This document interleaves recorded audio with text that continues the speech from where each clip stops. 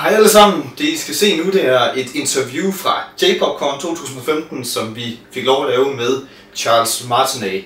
Det er ham, som lægger stemme til de fleste karakterer i Super Mario-universet, og det var en kæmpe stor ære og fornøjelse at lave et interview med ham. Han er en super cool dude. Og husk at holde øje med kanalen, for der kommer flere videoer fra J-Popcon her den kommende tid. Men indtil nu, så bare kig og se et vidunderligt interview med en vidunderlig mand.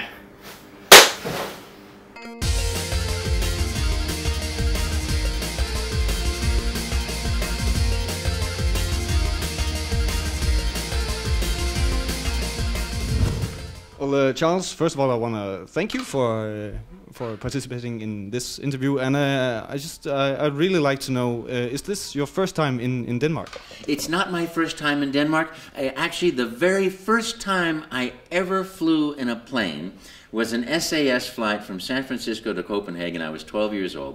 It was the first time I ever left the North American continent, and we flew first class, and I had my first gravlax, my first caviar, and my first sip of champagne. And we arrived and in Copenhagen. We stayed very close to the Mermaid in this wonderful hotel, first class luxury hotel, because the company was paying my father to move overseas. And my brother and I were so happy. We were so happy. We came into this beautiful room of beautiful Danish furniture, and we decided we would do what boys do. We jumped on the furniture. And we broke this incredibly nice settee, this little couch. It was just absolutely gorgeous. We're boing, boing, boing, boing, boing, boing, boing. Get off the furniture. That was my dad. And so we went, whoops, and we tried to put it back together. And so we had to leave Copenhagen under very dark circumstances. Well, I'm very sorry to hear about. It was also my first time of trying herring. Was then too. It's like, you guys have the best food. And I've been here a couple of times since then. I have a Peter Larsen, the comedian, is a friend of mine, a terrific guy, and I have other friends that work around Copenhagen. It's a great city, magnificent food, and wonderful, wonderful people.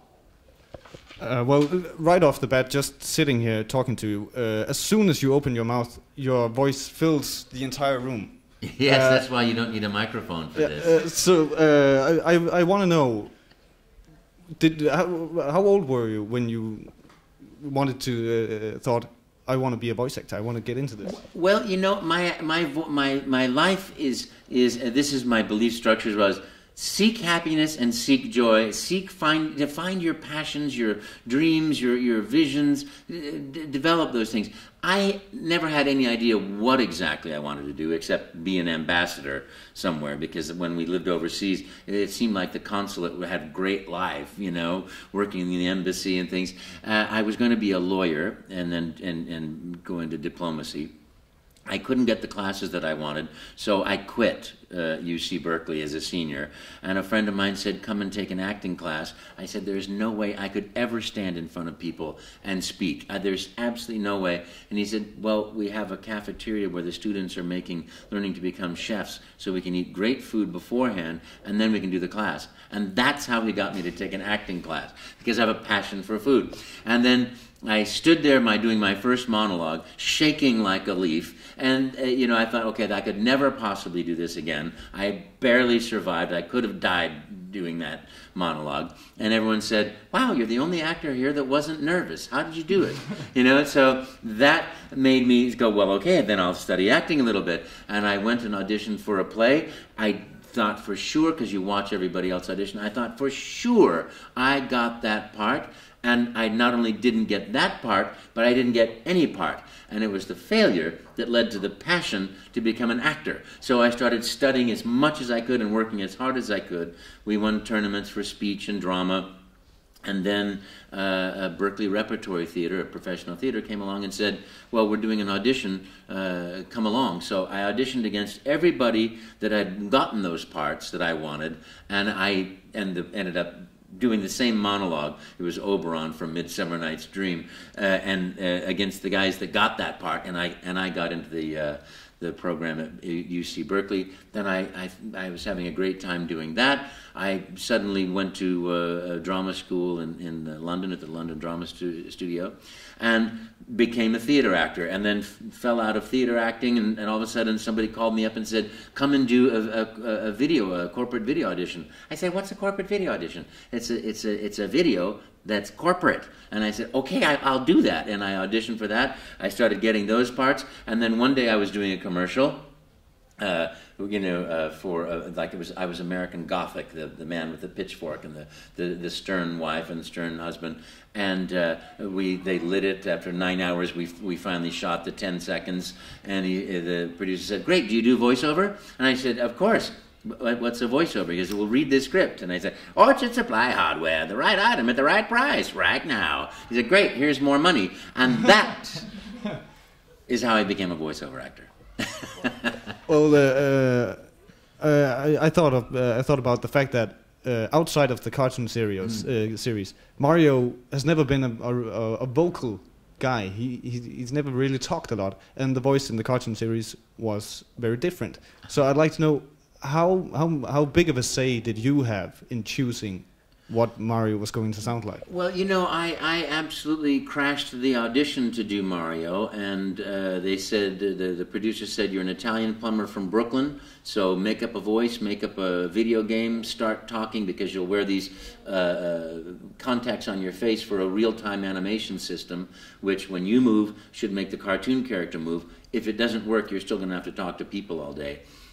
So start talking, and when you run out of things to say, that's your audition." And for me, what happened was, I didn't want to be the, "Hey, get out of my face, hey, I'm working here, don't bother me, sort of guy. And I thought, well, if they're children, I want it to be happy and joyful. And I happened to have played Gremio in Taming of the Shrew, a nice Italian guy, talk like this, mamma mia. And I thought, well, I could do a voice more like that, that's friendly, because if I'm going to talk all day long, and to kids, I want them to be happy, and comedy from me as a choice would never be hurtful or coarse.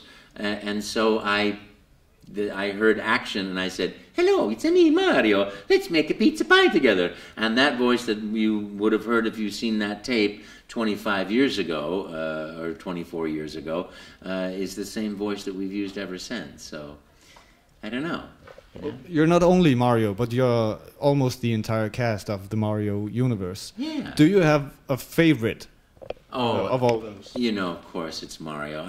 Every character is real to me and comes from inside, and to me Mario's sense of fun and joy and joie de vivre and enthusiasm and love and courage are all such great traits, and I tend to be a little bit more Luigi, a little more timid, a little bit more afraid, but then seeking the courage to jump into it too. And then I have mornings where I'm a lot more like, "Wario, have a rotten day," and "Luigi, why do I keep dropping everything?" So, all the characters are very real, and that's a great thing, is, the characters are real, and working with Nintendo has been so much fun all these years, because everybody desires to make the greatest games, to bring fun for people, it's the gift of joy and fun, and you play it now for generations. Here we are at J-Popcon, and I'm meeting people who are saying, fathers who say, "Oh, I get to play with my son, it's so much fun," and